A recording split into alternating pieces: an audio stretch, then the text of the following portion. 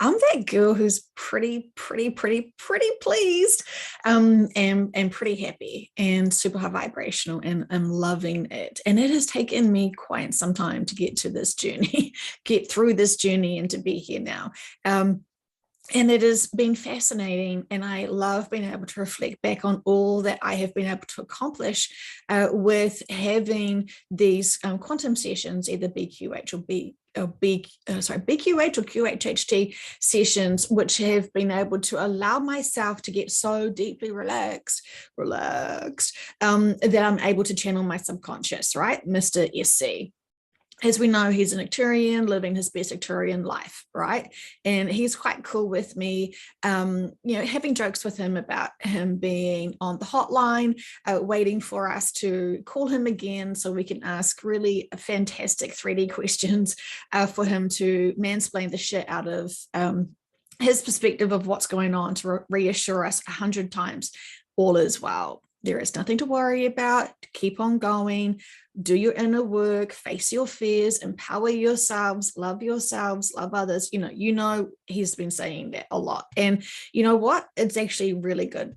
It's really, really, really beneficial and helpful to be able to listen to him and apply his information. Me personally, you do you. And so I know a lot of people who have been sort of half listening to these sessions off and on, the quantum sessions that are on conversations with heaven on earth, because while we know there isn't any heaven, we definitely know what heaven's capacity space is, right? So we have explored what actually happens when you die, what happens to your soul when you die, where you go, what happens, and all that fantastic stuff, right? We've explored that a lot. So I'm finding lots of people are reaching out to me now who kind of half listen to sessions, not quite, just waiting for the dates. And so they're suddenly curious about all these things that they're noticing. They're noticing that, say, for example, their reptilian husbands had some really profound changes of like perspective and heart and shifting of different agendas. So there's that. And so when you listen back to the quantum sessions and you know what we've been doing, we've been asking our collectives using the best way of our free will to be able to ask for support for them to be able to help. We use our free will to get them to be able to help us, right? Because it's not I want $1 million. We have to earn our money just like we have to earn our skinny jeans. So there's that. So yeah, it's really interesting. My days are just packed full of people showing me how generally people either aren't noticing the correlations between what's happening in the sessions versus actually, oh my gosh, they just did this big thing for the reptilian collective. And then, wow, all these people in my life have suddenly changed differently. That's a coincidence. And that's cool. That's cool. I don't mind. But I love hearing people suddenly have these epiphanies and realize, oh, so do you think something you did in those sessions, Joe, made a difference? Because like you're in your country, you doing you, and I'm in my country, and I'm seeing this profound shift in people, and you're doing this other stuff that just sounds like words, but do you think? Because it was literally afterwards. It was just afterwards. So yeah, it is, my friends, it is. And we see this all the time, confirmation that these sessions and what we're asking from the collectives are actually occurring. It's not just woo-woo. It is 100% unfolding as we see it. And as we know, when we want healing, it's like just a magical wand and everything's fantastic. And we've just released all that no longer serves us and we can jazz hands forward. Love that. But what does real healing look like? Okay, so imagine we've just banged our arm, really painful. It's got a big bruise. Okay, so the accident's finished. It was in that split second. So we can allow and accept, okay, well, that was a lesson somehow. Don't play with hammers. Okay, so we've got the lesson, right? We've learned that. So most people just keep focusing on the event of the impact, that second of impact, right? I had that accident with the hammer. I'll have to tell 100 of my friends, me, hammer, miscommunication, bam, right? So, whenever you get over the fact of what's occurred and remember the lesson, hammers and arms don't mix, for example, then, you've got this big bruise. And so you know that that's healing. And you know that it will take some time. The split second that the impact happened is one thing for a lesson. And now you've got to honor and nurture the impact that you've done to yourself. If this was you with the hammer, for example, right? Not talking about anyone I actually know. This is just an analogy of how we do our inner work and how we heal from things, right? Even though it's a split second exposure experience to have that impact, we still have to nurture and heal the site, the wound, right? Be honoring our bodies, be careful of our bodies, go slowly with our bodies. Sometimes if it was with the hammer, we're so careless and reckless, maybe not caring as much about, what we do. We use our words as weapons, and we use our hands as weapons as well. And sometimes they can hurt other people or ourselves, and sometimes they can hurt our bodies. And so for this analogy, we have to allow the healing of the arm. And what if it's broken? What if there's a fine crack or something else? You can't see inside your arm to see what's happening. So once it stops sort of feeling sore, and once the bruise is kind of gone, we will forget about it because we're so distracted with other things, right? We're going to start doing things like doing big campaigns to make hammers illegal because the hammer was the problem, not me.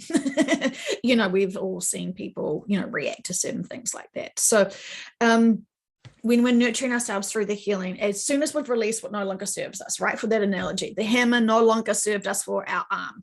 It was a building project that, always looked fantastically easy on DIY projects. And then you try it yourself and it's just a hot mess. So anyway, so we've released what no longer serves us, the hammer, fantastic. So then we have to allow ourselves to heal from the damage we have caused, right? So it's an emotional thing. Are we going to still blame that hammer forever because that was what hurt us? Or are we going to take full responsibility knowing we were holding and wielding and in control and in charge of that hammer and we hurt ourselves? Okay, so there's so much to be unpacking in just that one example of how when we release what no longer serves us to heal from the impact of what was serving us for that even split second of time, how long does it take us to truly heal from it and recover? And those invisible bruises, those invisible scars, those are the ones that still lay silent. Those are the ones that are within your onion shell layers, and they're still there. They're not going anywhere until we fully take almost all responsibility for it and know, I probably haven't looked after my body as much as I could have, should have. And now I realize I'm fully in control and in charge of my body. I'm not going to let myself or anyone else hammer my arm because I do not want to damage or hurt my body. I deserve better, right? So that could be used an analogy for 1,000 different things, but just bear with me. So you understand that healing can take some time. And so when you take away the hammer, you still have to have this time, this concept of time to be able to heal, get those lessons. Gosh, I should probably be a bit more careful with myself and realize that I do need my arm, I do need my body, and I don't need to have this pain. This pain does not serve me. So, there's a huge thing we can explore with this. So anyway, getting back to my point, is that we know lots of influencers, right? I keep getting these massive dates and are so excited, and they share this with everyone that they're hearing about this big conscious shift, and that, it's going to be just, when everyone's ready, you're on your own journey, blah, blah, blah, blah, blah. Cool, right? Guess what? Yesterday, I just discovered what that was. Okay, so our sessions and the series. A lot of people were super, super, super excited about the weekend that's just passed because they were told by their guides that they would get these big conscious shifts. And guess what? When you listen to that series, your shift of consciousness expands, okay, my friends, because you suddenly realize things like there is a difference between living on 3D and 5D. There is a difference between old Earth and new Earth. And there's a difference between our carbon-based bodies and our crystalline-based bodies. And people have been sharing that session, and people have been listening to that session, and there you go, my friends. The conscious shift occurs. Fun fact. So that makes me feel better to know that, yeah, they were kind of excited about a conscious shift, but it was because of this series that has just been shared. And consciously, for humanity, remember when we listen to stuff and we grow from stuff, we're really sharing it with our collectives, our conscious collectiveness. So while we still, while my master guide, major guide, whatever his name is, the Acturian, while he already is living his best life and he already knows his stuff, he's still waiting, and that all of our collectives and guides are still waiting for us collectively to expand and evolve and grow, right? And so while we have, this one singular meat suit, monkey mind and meat suit, we still have this connection to consciousness for all of humanity. We do, even if we think, I don't trust my intuition. I can't read people's minds, Joe, blah, blah, blah, blah, blah. Okay, but energy is energy, and all our frequencies are all connected into each other, right? So while we have a singular body and a singular mind, it actually is kind of like a hive mind thing going on. So the more we are able to expand our mindsets and our concepts and our vibrations, the more we are helping the whole collective of humanity, right? Humanity. We know that while we're all in these Palladian designed humanoid bodies, we are still soul fragment essences that have had many other lifetimes, many other lifetimes, right? And we are the really crass, simplest thing is we are the toenails or the toes or the pinky fingers of our higher selves, right? And you know that our higher selves are the same sort of equivalent small essence of source, right? You know that we are all these tiny little fractions out, and we're still super significant and super important. Like it's about no one is better or less than each other. Like we're all equal, we're all one, right? While we're having this journey, and it gets really challenging when people don't realize how connected you are to each other, right? And it gets really confusing when they don't when someone singularly thinks that they're just on this hard journey by themselves and that no one's ever experienced the same challenges or hardships, or whatever, right? And what I'm discovering is the range of emotions and is vast, but the equivalence of English, crap, really crap, right? And it's kind of like how they were saying how we sort of have been trained to be limited in our awareness right from the get-go, right? They were saying there is a really broad range of colors spectrums that we can see here in 3D, and we know this intuitively as children, we can see the full range, but because we sort of have we've only been taught sort of like the primary basic foundation colors, and that's all the significance, right? But we know that in between each of the rainbow colors, there is other colors there that are just as important and just as special, but don't focus on those, right? We're just, our education has limited us so much, but they've tried to impress upon us this is everything there is. And when we have got curious minds and we are sponge minds as children, we want to learn so much more than the primary colors, right? I know this is another example, but it was really interesting when we did that session where that practitioner was saying, how come people are sort of limited in their perceptions and sort of spellbound with certain information and not being able to see the big broader picture. And so it seems like we just from a very early age have searched and seeked for more clarification and more information, but the leaders and teachers have only said, this is all you are allowed to learn. This is all you're allowed to learn. And I find that with sort of like influencers, and kind of just stumbled across this like medium person who was talking about the biggest, it felt like clickbait. So someone messaged me all in a panic about the weekend, blah, blah, blah, blah. And lots of people were messaging me about the weekend. The shift was happening this weekend and they haven't prepared their families, and, what are their children going to do? And should they feed their pets, or are they going to take their plants? Blah, blah, blah, blah, blah, right? it always is interesting to me when I get a whole bunch of people messaging me from out of the blue again, just to see how I'm doing, to sort of see what's going on, and if you're listening to an influencer who was like, it's this weekend, people, you're going to freak out and be like, I just see how Joe's doing. So there's that, and that's all fine and all. But what those kind of mediums don't understand is that when people are listening to our sessions and hearing about what the shift is, you're physically shifting off this planet. You're physically shifting your bodies, blah, blah, blah, blah, blah, blah, blah, blah, blah. And so when all of these other, mediums and stuff are saying, I just got a download from Gaia, and she said this shift is this weekend, people are thinking that they're talking about the same thing, right?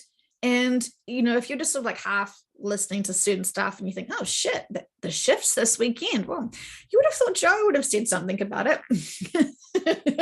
So they rushed to me all in a panic because, and I've also find this with people who are just starting to listen to my sessions.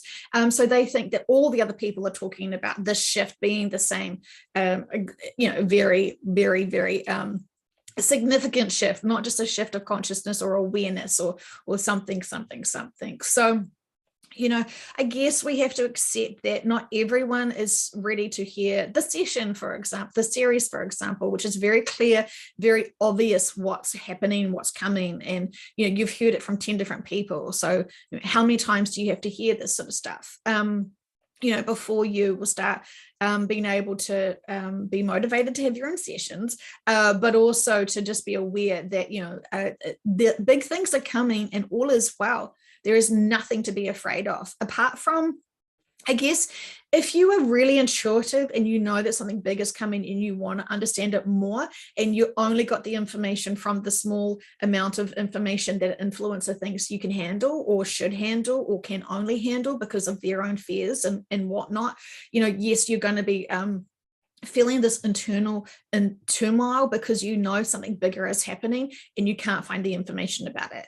And so that's why it's really good to have your sessions, because your subconscious knows exactly what you're sort of looping with and thirsty to hear more of, and a whole lot of stuff. So everything is purposeful. So, we can just trust that those influences that are just in the weekend said a big shift's happening. First of all, their followers are going to question the shit out of them now. While they may not leave those comments in their posts, they may be like, you freaked me out. I was expecting something good, or I got really excited and I expected something good. And now, Monday morning and I'm still here. And isn't it funny? This is my favorite joke that I'm saying to my friends right now. So bear with me because I want to share it with you if you haven't heard it already before, which is Monday morning and we're all like, oh, for fuck's sake, can we fucking shift already? And then like on Friday afternoon, it's like, oh, I'm okay. I've got patience. Like, I don't mind just being here for the weekend. Obviously, it's not going to be, obviously I know when the shift's happening and it's, I'm not, panicking and saying, for fuck's sake, people, drop your fucking shit, heal yourselves, step up, focus on what really needs to happen, blah, blah, blah, blah, blah, urgent, because it's, within hours. I've been trying to sort of encourage people to do their inner work, but you guys do you want to go hard and challenge yourself extremely already in this hard density by not doing your inner work. That's cool. That's, that's a really brave choice. And, that's a lot. And, you do you. I definitely can't do that anymore. I'm going to always find easy options and easy perspectives and be able to understand things faster for those lessons and purposes. It's just too hard for me to not connect into my teams and to not use my intuition and to not seek out the purposes and the lessons, because sometimes things can really irk me until I ask in a session or feel into it, and then they're like, yeah, we really need you to be able to ask about this in a session, because it's not just you, Joe, you're feeling what a whole bunch of other people are feeling, right? So this is how we've discovered a whole lot of certain really significant things that we have been able to help and do in sessions. I mean, I'm not able to heal anyone. I'm only responsible for healing myself. And I can only heal myself when I'm honest with myself and remember what's happening and my perceptions of things and my reactions to things, and if I choose to feel hurt or not. And I know that.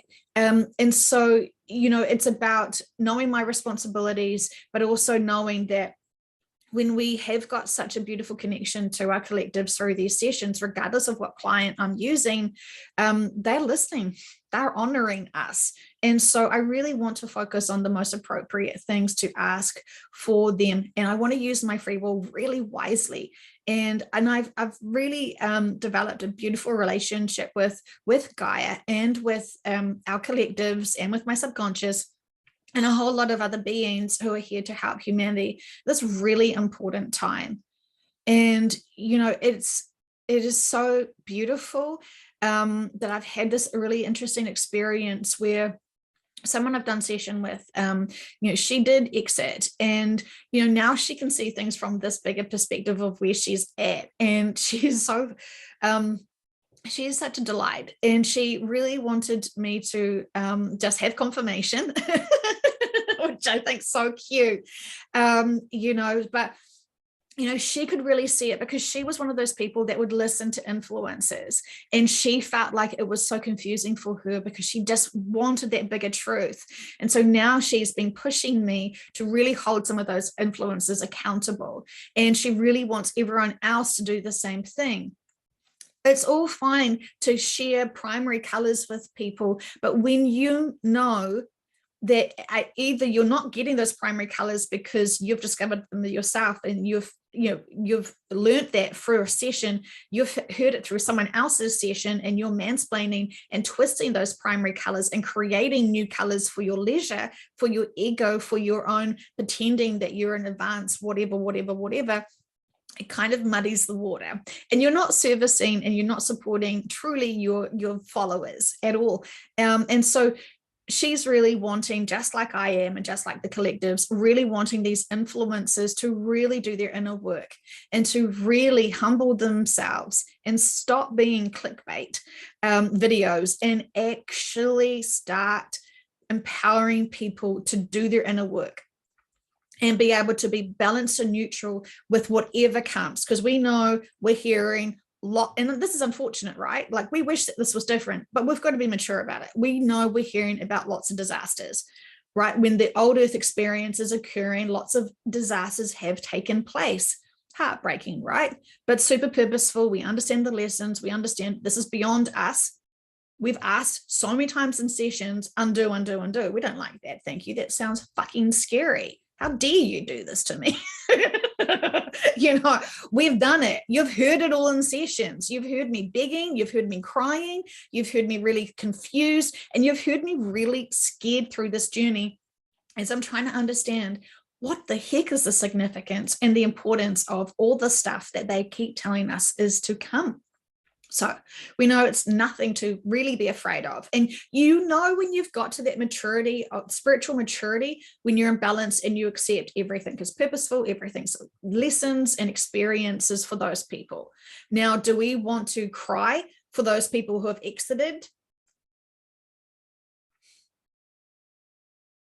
You can cry for those people who have exited if it is because you feel their love and you feel that they're in a better place and that they are all well, and that was like their life contract, which was purposely, divinely, whatever you want to call it, protected, orchestrated, and occurred. If we're crying for people who have exited, then you have got some inner work to do, because we should be cool with all the people in our lives, right? If someone suddenly dies and you're like, oh gosh, I wanted to send them a Christmas card or something, you know, like, we have to treat, we all knew that we come into this life and they would exit at some point, right? Like, that's a given. And then we hear this information. It's like, okay, cool. The exit point's something different than we were expecting, but that's kind of cool too, right? As we've learned more and more about these sessions. So what I'm trying to say is, I know lots of people really struggle with talking about the new earth, and the new earth is fucking fantastic, right? Like, we've explored it, gives me so much joy. I would probably run on the new earth, okay? Because that is where my joy is. I would be running, skipping, dancing, doing whatever in my crystalline body, just because I could, and it wouldn't be so dense, and it would be cool, and my muffin top wouldn't be like the problem. But in all sincerity, like, I loved thinking about the new earth and talking about the new earth and being energetically in that frequency vibration. Gaia feels fucking fantastic on the new earth. It makes me so tearful. You've heard my session where I felt her energy on the new earth, and that's exactly what she's deserved for so long. And so it gives me great joy. But I also know that can kind of distract us too, because we're still here now. And, when we realize how much this density is, and it's just so tragic, and we get really frustrated, then we become really impatient, all of those range of emotions do come into effect, as well as we know. There was another really good analogy I had the other day. It was like, new earth is fantastic, and yet people are so scared to step into it because they're holding on to something that no longer serves them. Their emotional density and their physical density. And that's all cool, because we're still learning and having these experiences and stuff, but the toll it's taking on our collectives and everyone else, that's a lot. And so there will be a breaking point. 100% it will be. But, we know we can accept everything is purposeful. So what else did they want me to say? Oh yeah, they're still loving, so funny. They're still loving the inner worm to the inner work. And so it's just a change of one little perspective, a K versus an M, right? Inner work, inner worm. And the sort of saying that your inner worm will start off as the surface and come in and really burrow itself into us. And while we ignore it, and that sort of stuff, it still can eat away at us. Our inner work definitely can eat away at us. While we're pretending to be all love and light and stuff, we've still got things that, really challenge us. There's still people that we don't feel like the contracts have finished, or something, right? And so, it gets complicated when we ignore those inner worms, right? And so I guess this is another analogy that they love when they want to talk about the tomato plants. All these tomato plants on this field, and they are wanting us to grow and produce fruit and be really healthy and grow towards the light, and really empower ourselves and really flourish. And that is those who really absorb and take on a lot of energy and take up lots of good nurture and really shine and be their best tomato plant with like fruit, because they want us to really empower that 3D experience, right? Being on the ground and all that sort of stuff. And as we've heard in sessions, the subconscious will look at us, and if we're not thriving, if we're wilting, and we are severing our connections to the light, and we're not wanting to face the light, and we're not wanting to absorb all this frequency to grow, and we're just trying to shrink ourselves down to be, just one of those, not so good, healthy looking plants, because we've chosen to, that's kind of a problem, because, we're really off path, and the subconscious will do something about that.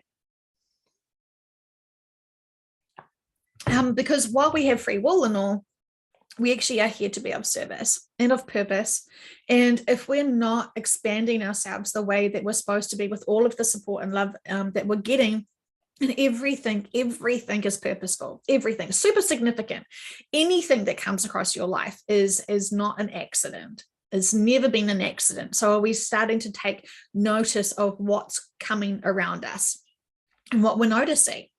It's super significant. And so they keep presenting this man to me, and I can't even pronounce his name, I don't think. And so, I mean, I just kind of was scrolling. I was like, why does this man keep coming up on my Facebook feeds? Because I don't really follow that many pages. And I think it is an ad, but it's something else as well. So, you know, it's not an accident by any stretch of the imaginations. I did watch a video of his last year. And he was, wow, he was really intensive. His mind is genius. And he was, you know, holding this woman accountable who was using other people's arguments to kind of win her lazy assumptions on how humanity is and blah, blah, blah, blah, blah. Definitely not a spiritual person. No spiritual concepts. Sorry, no metaphysical concepts. And so, I'm going to be starting to listen to some of his videos to see what's going on there. But the very first time that I was like, okay, I'm going to actually surrender in and listen to a little bit of a video that they were wanting me to listen. It's like 30 minutes, 30 seconds long or a minute long. And what did you wouldn't believe it, but he was saying exactly the same things that they've been saying recently in sessions, which is, we have to share our truths. We must share our truths. But while we think that sounds really cute and lovely, do we want to truly share our truths? Because holding people accountable, me having to message this woman yesterday and be like, we've got this information from Gaia like 2 years ago. Why are you sharing this information now? How are you getting this information when obviously it didn't occur? No shift that you are saying occurred. Like it was, I had to like actually engage with her, which of course she, would have just fucking hated to be held accountable, to be questioning her and like, why are you doing this? Because do you realize, because you've given dates and because people are assuming you're talking about the big shift, not this whatever shift you think is happening, it's really freaked out people, which then makes a lot of practitioners have to pick up a lot of freaked out people to be able to support them, to be able to say all is well, all is well, all is well. But there's people that think that they are these, super tapped in, gifted people telling people about the dates and then not coming to their faces and explaining what actually happened. And if you're not explaining the shift that you think is happening well enough that people listen to your sessions and then freak out, there is more support you need. And I guess, I guess it's really hard to sort of talk to each influencer and say, you almost have to take this assumption almost that people could be listening to this video for the very first time. They may never, ever, ever have found any of your information ever before. This is your first video. And what are you really telling people? Because there is so much out there. I feel like I can rant about it, but it's exciting to me to see that conscious minds are expanding as they're hearing the sessions that we just did, the series that we just did, because this is going to make so many of them understand so much more than what is currently explored. And I know even mediums and psychics and a whole lot of other sort of, self-labeled whatevers, they still are listening to other influences that are still limited. And it's still just ego concepts. It's still just the monkey mind trying to feel into what's going on. But when they're channeling, it's still their egos really in charge. And this is why I fucking love quantum sessions, because you hear it. And when, as a practitioner, I can talk to the clients for hours and then let them get so deeply relaxed that I can tell when their subconscious comes in, who is definitely a higher frequency vibration, who definitely has the bigger perspective, the honest, real perspective of what's going on for us to be able to understand it. And while the 3D body is being used for that channeling, I know it's not the client's information. I know that. Sometimes the client gets a bit confused because it's the same information that I think I've heard already in sessions, Joe. And it's like, well, do you think they're going to lie to you? The same information, the truth is the truth is the truth is the truth is the truth. And when you ask in sessions, the subconscious isn't going to tell you bullshit. If you're not ready for the information, the subconscious is like, no, I'm not ready for that. And then I'm like, oh, my clients come to me wanting to know about information about X, Y, and Z, and you're telling me subconscious they're not ready for that information. They do listen to the sessions. Tell me more about that. And then they say this. They will just get distracted with this. They can't hear it now because they've got a whole bunch of X, Y, and Z, A, B, C, Q, W, X, Y, double, triple one for the inner work to do before they can get to that. And it's kind of like them, the subconscious are saying, oh, it's interesting, you want to eat your dessert now. What about focusing on that inner work? That inner worm is breeding inside you. Ooh, that would make me want to do my inner work fast, remove those inner worms if they're breeding inside me. That's disgusting. Oh, which reminds me, someone wanted me to discuss with you all about antibiotics. Okay, so that would be killing all your bacteria, your gut bacteria. Okay, antibiotics is like a nuclear bomb to your physical system. Okay, my thoughts about that are very strong. So we don't want to destroy all. We want to have a really great introduction into really great probiotics to be able to be swamped into that system and to be able to let the bacteria battle it out. Okay, let them kill each other, but don't nuke everything. Do not nuke everything. It would be my recommendation. So instead of having those prescription antibiotics, what about really finding a lot of different probiotics? Now we know that there is dead probiotics and there is alive probiotics. And what alive probiotics looks like is something that's been in the fridge. And so you could have some yogurts that have got probiotics. You could have a whole bunch of other live foods. I remember watching this man once do this amazing thing with blueberries where he kind of like washed them individually, dried them, patted them, and then kind of let them sort of ferment a little bit on like a kitchen counter, but sort of contained with air. And then when they got a little bit like fermenting stuff, he was like, perfect. And he put them in the fridge. And he's like, you just have one of those a day. And that is a really great way to introduce gently. I guess probably gently is the best, right? I was like, go for it. Drink the whole bottle. So maybe not. But we know that kombucha and a whole lot of fermented foods is so fantastic. But we have to understand that, say, a fermented carrot and a fermented blueberry, those bacterial things could be different for each other, right? And so I'm assuming this, but I feel like you have to have lots of different variety of fermented foods to be able to have those different varieties of bacteria. Interesting, right? I just thought, well, bacteria is bacteria, but there is billions and billions and billions of them, I'm assuming. And so at this point, because we should be noticing that our hunger for food is really shrunken down as we are sort of starting to be disconnected from some of the senses, the smell senses, the taste senses. So while we're trying to kick in our crystalline, kick in our other senses that are not attached to the bodies, because they're trying to make us recreate these things again. I guess you could say, you are the creator of your own reality when it comes to smells and tastes, right? Because you have to create that sensation now for some people. And, and it's taking a while to train you to use your mind to create those smells, to create those tastes. So it's super significant, super significant. Here is lots of people thinking it was the C19, but it really is the physical carbon-based body starting to shut down at different stages for you to then start getting used to those senses, to create that for yourself, to restart your soul essence, to remember it's a very capable being. It doesn't need the physical bodies to be doing these things for them, if that makes sense. But anyway, so, opinionated and all, but, that's where I'm at. So, but I just want you all to remember that while we're having this big upgrades, which could look like colds or flus, having something to either like anti-congestion stuff where it blocks you up still, so you're not running. That's kind of like anti-ascension symptom spiritual gurus, right? Who are like, oh, let me help you with your ascension symptoms. Fuck off.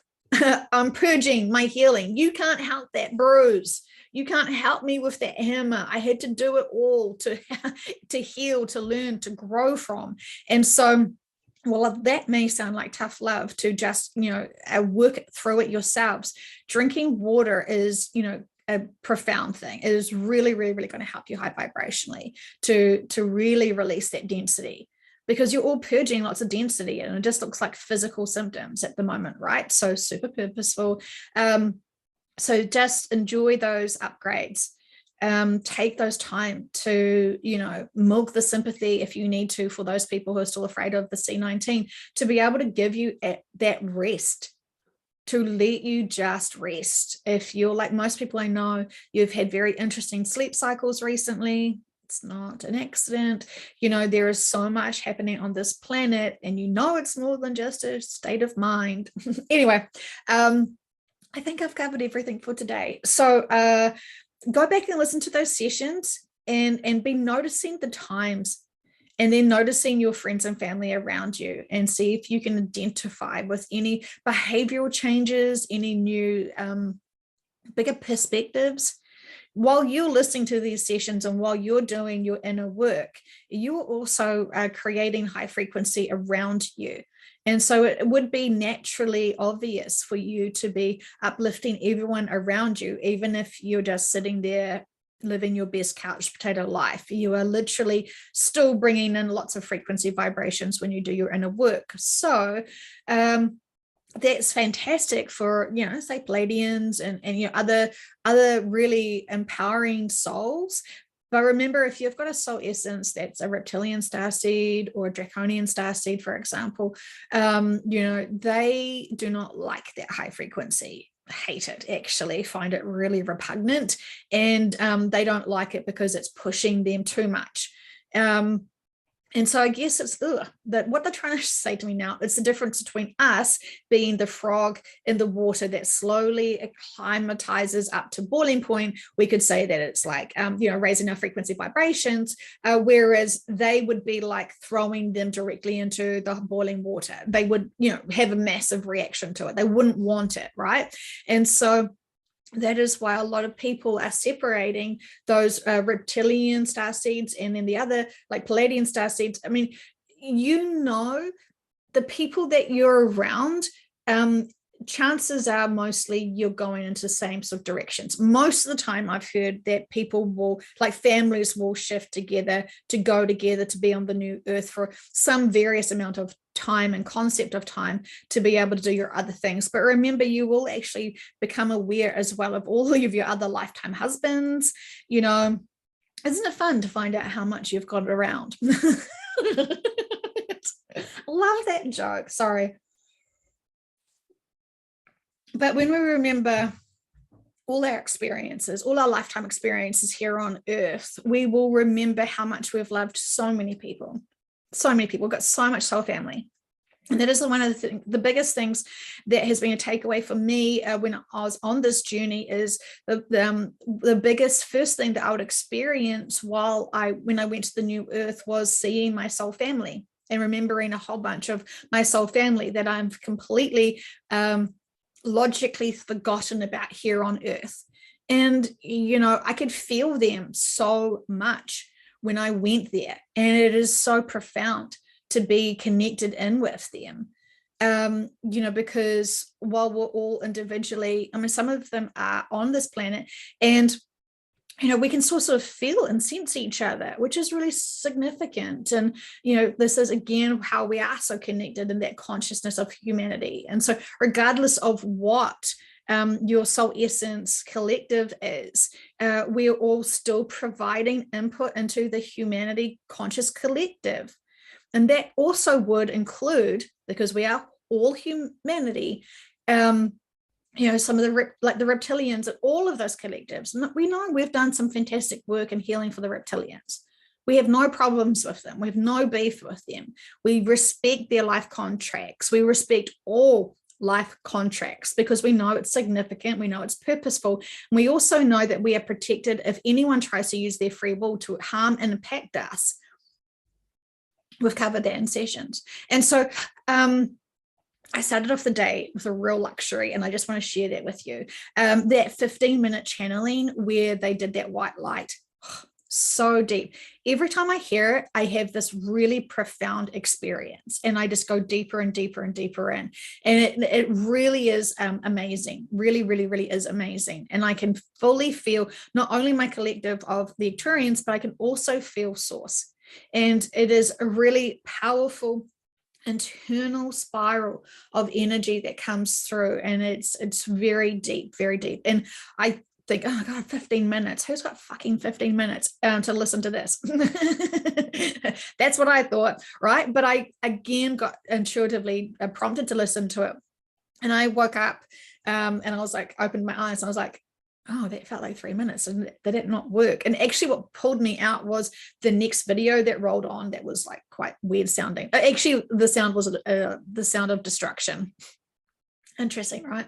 Whatever random video YouTube chose. So it didn't panic me. It didn't freak me out. I just know, yes, and when we are shifting, it is going to sound, there is going to be lots of interesting sounds, and we're not probably prepared for the sounds we would be hearing, just like when people are exposed near the laser event. Well, those people who shift, I think, in the laser don't get to hear very much at all. It's a split second.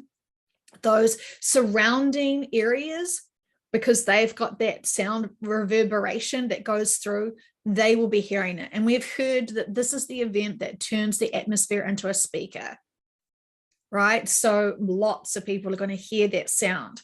And I don't know about everyone, but I definitely used to be very sensitive to certain sounds.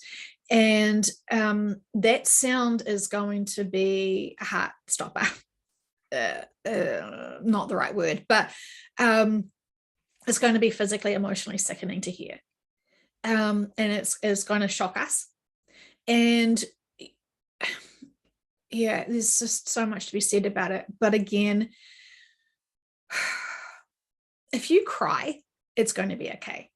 You know, you're going to cry for a whole lot of reasons. So am I. Absolutely, so am I.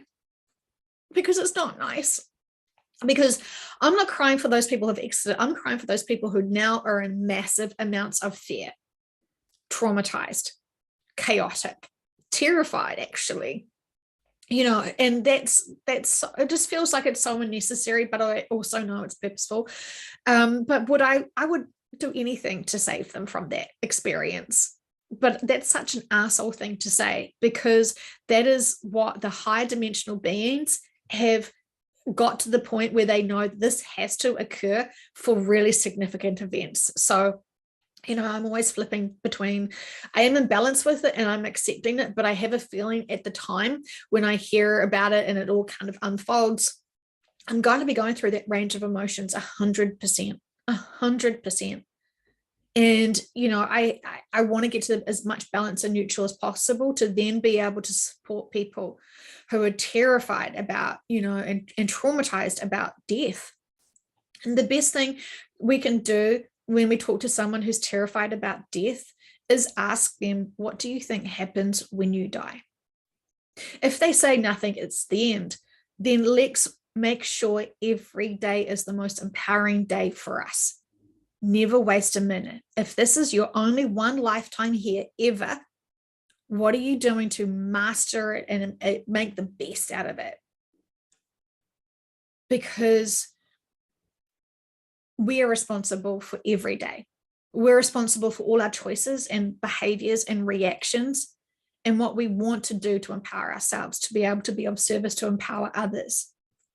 So anyway, I did feel like there was one other thing that they wanted to say, and I'm trying to feel into it because they popped it in and I was like, oh yeah, that's right. Maybe it's just going to be significant for tomorrow or something. I feel like this has been a big ramble, but I love you guys so much. And I really appreciate everyone who has done their inner worm harvesting. Cool. Because it's valuable to be able to empower yourselves with honesty. And I know lots of people have really despised this information because it's pushed them to be held accountable. And most people, you know, don't want to be held accountable. They don't want to have the bigger perspective. And, you know, they are still sometimes influencers. We are all influencers to people in our families. We're all influencers to our friends. And we are still respected and people know us. And even if you feel like your life is super small, even if it's just you and the milkman, you're still influencing the milkman.